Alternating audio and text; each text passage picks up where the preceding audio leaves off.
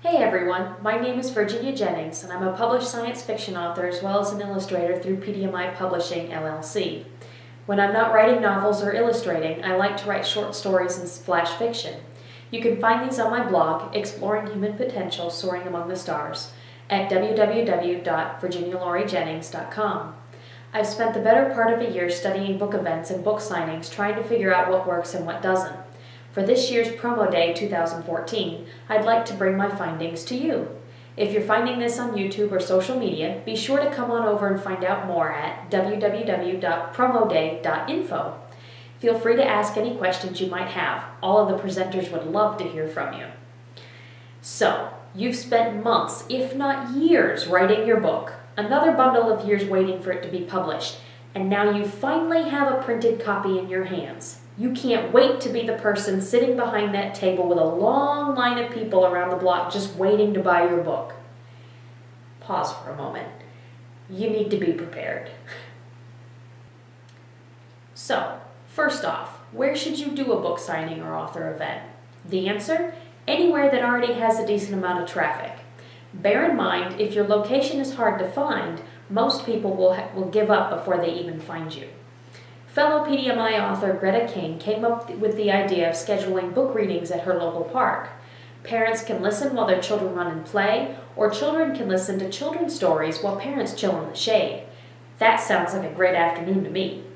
You can even schedule a buy-your-own lunch and eat with the author type event at your local restaurant. I've even heard of some authors that bring their entire setups out to their local grocery store and sit just outside the front door for signings. Be sure to ask permission first, though, from the owner. You wouldn't want to get in trouble. What do you need to bring, though, besides your books? You need to come prepared. Go big or go home. Your presentation must look like you put some time, effort, and pride into it.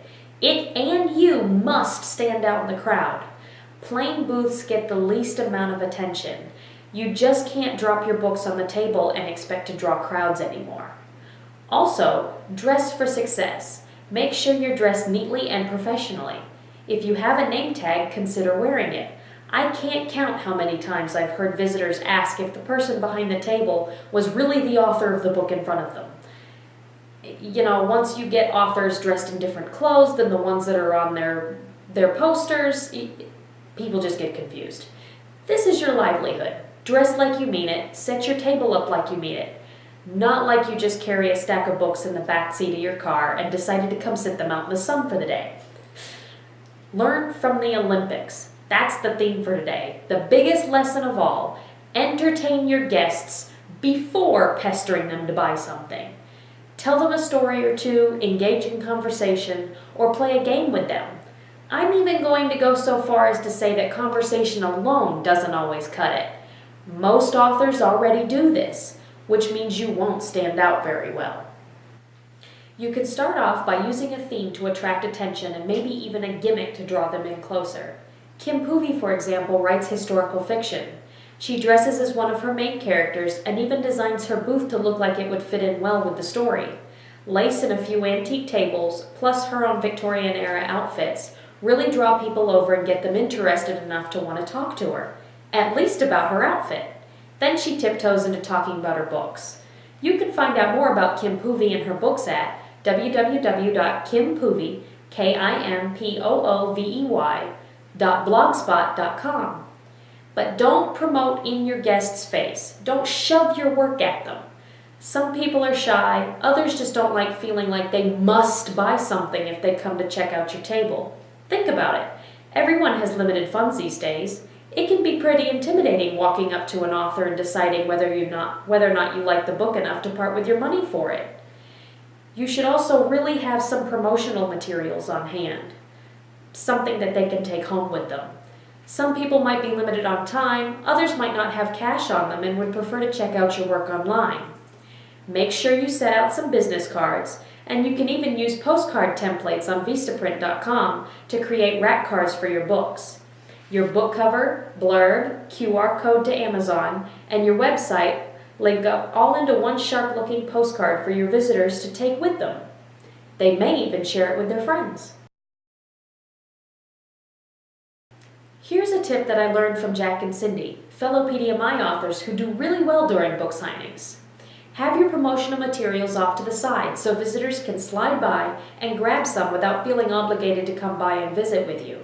This gives them a chance to get to know you a little bit and maybe even think of some questions to ask before they approach you.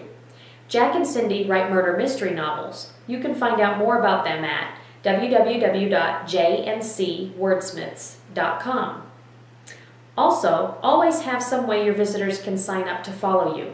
An email newsletter sign up perhaps, instead of only giving them your link to your Facebook page. Social media outlets come and go. You should be running your blog for the long haul. First, you want to blog once a week or more if you want Google to notice your blog. Second, even if you only send out your newsletter once a month, throw in the links to that month's blog post to remind your readers of posts they may have missed.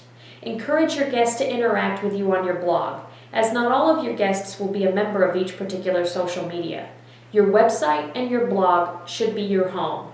Invite your guests and your fans into your home, entertain them, be interactive with them on your website. That way they know where to find everything that you have. Another tip, get your own table and tent so you can set up, plan things out, and test run everything at home. A longer table is better. 5 to 6 foot would be good. Jack and Cindy even bring a spare smaller table to put their promotional materials on.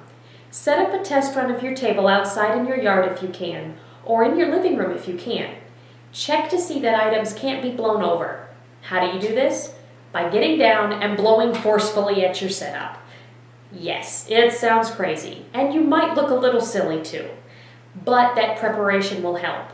Bring stones or other paperweights if parts of your setup look like they might blow off the table. Believe me, it makes a mess if they do. Kim Poopy sets her promotional materials under a glass-bottomed antique tray. It looks really cool and keeps everything from blowing away. Remember to group your like content together. If you write multiple genres, choose which one you're going to spotlight or design your theme around. And yes, let me reiterate, you do want to put together a theme for your display in order to draw people's attention. The last event I went to, I carried with me my novel and a children's book I had illustrated. Many people seem to think that I only write for really little kids because the children's book appeared to bring down the age of my novel, even though the entire theme was designed around my novel. Next time, I plan on building a separate space in my area for each of them. Events work better at drawing in more people to look around than a single person signing set up at a bookstore does. This means that there's going to be more people seeing your work. Be the one that they remember when they go home. You can set up your own event with some fellow local authors or look around for an event that's already going on. You never know what you might be able to find. Another cautionary word of advice for book event planners and authors. Don't make your event or your displays all about selling books. Yes, that might be the reason you're there, but you want people to hang around and look around more. You don't want them to rush on by worrying about how little money they have in their pocket. Make the event interactive and fun. Give people of all ages something to do. Why not try a carnival-style event? Each author could design and bring a carnival game that works with their theme. Kids and adults could play the games and interact with the authors, and even check out some books while they're waiting in line. Maybe create a harder game and allow the winner to win a free book instead of your typical raffle-style giveaways. So, what can your author event learn from the Olympics? Think about it. There was tons of promoting going on at the Olympics. Advertising everywhere. On jackets, on billboards, on team equipment, but no one really noticed because they were having fun and being entertained. And then they went out to buy that Pepsi. Once again, this has been Virginia Jennings on book events at Promo Day 2014. If you get a chance, come and stop by and visit us at www.promoday.info. We'll see you later.